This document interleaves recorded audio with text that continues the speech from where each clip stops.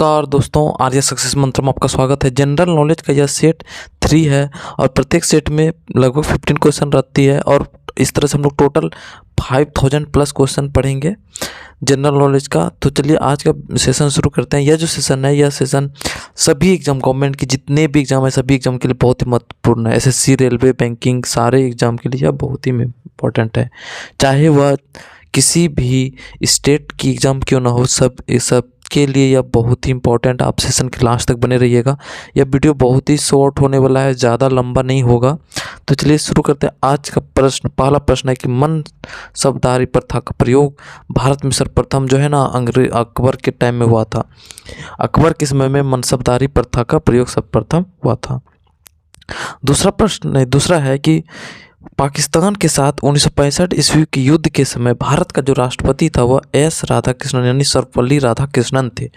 यानी 1965 में जो भारत और पाकिस्तान के बीच युद्ध हुआ था उस समय, यानी पहले तो युद्ध कब हुआ था तो 1965 में। दूसरा, उस समय राष्ट्रपति कौन था, तो उस समय जो राष्ट्रपति था सर्वपल्ली राधाकृष्णन थे।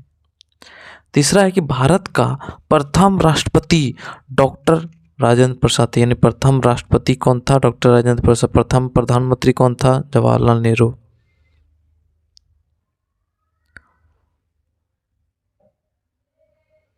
नेहरू। अगला प्रश्न पर आते हैं कि चौथा प्रश्न है कि विधवा गृह की स्थापना किसने किया था। तो विधवा गृह की स्थापना जो है ना प्रोफेसर डी.के. कर्वे ने किया था। विधवा गृह की याद रखना है कि स्थापना जो है ना प्रोफेसर डी.के. कर्वे ने किया था। पांचवा है कि समुद्री उत्पादों का सबसे बड़ा उत्पादक, समुद्री उत्पाद जो है जितना भी ओशियन से ट्रेडेड प्रोडक्ट है, सी से, समुद्र यानी सी, तो समुद्र से रिलेटेड जितना प्रोडक्ट सबसे बड़ा उसका उत्पादक राज्य जो है भारत में वो केरल राज्य है।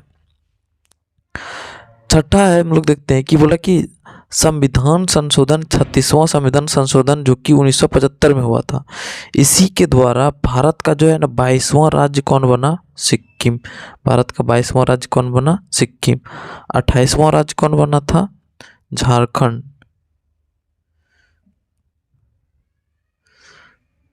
अभी 29वां राज्य अभी हाल फिलहाल में कौन बना है,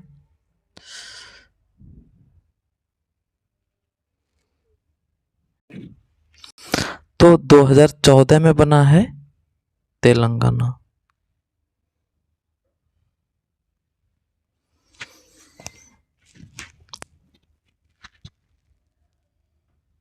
परंतु जम्मू कश्मीर को क्या किया गया है कि जम्मू एंड कश्मीर को अब यानी राज्य से हटा इसको केंद्र शासित प्रदेश में बदल दिया।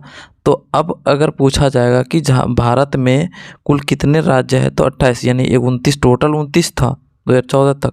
लेकिन क्या किया कि जम्मू कश्मीर को केंद्र शासित प्रदेश में बदल दिया। तो अब कितना टोटल राज्य हो गया, 28 राज्य और 9 केंद्र शासित प्रदेश। केंद्र शासित प्रदेश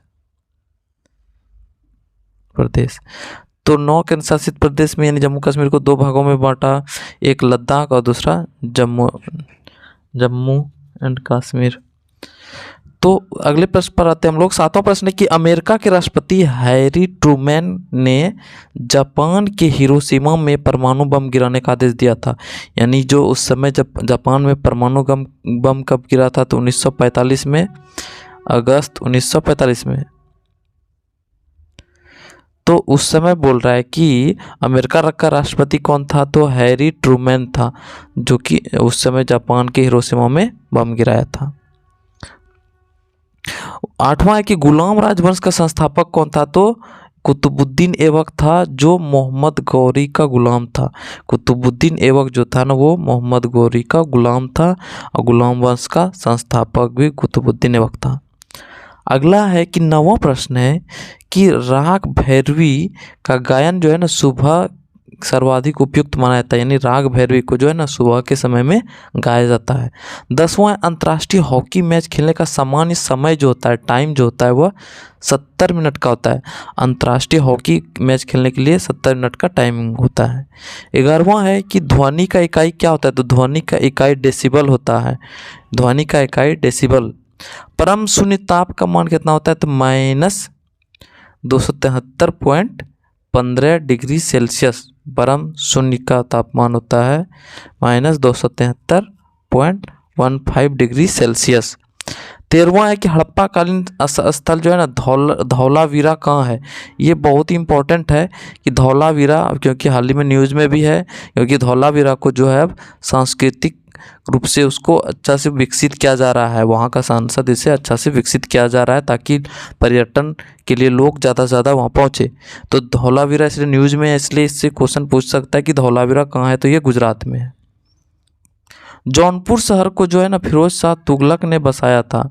जौनपुर शहर को फिरोज शाह तुगलक ने बसाया था। ये था आज का सेट 3। सेट 4 को लेके फिर आएंगे, हाजिर होंगे। तब तक के लिए हंसते रहिए, मुस्कुराते रहिए और देखते रहिए आर्या सक्सेस मंत्रा के सभी वीडियो को। धन्यवाद। जय हिंद।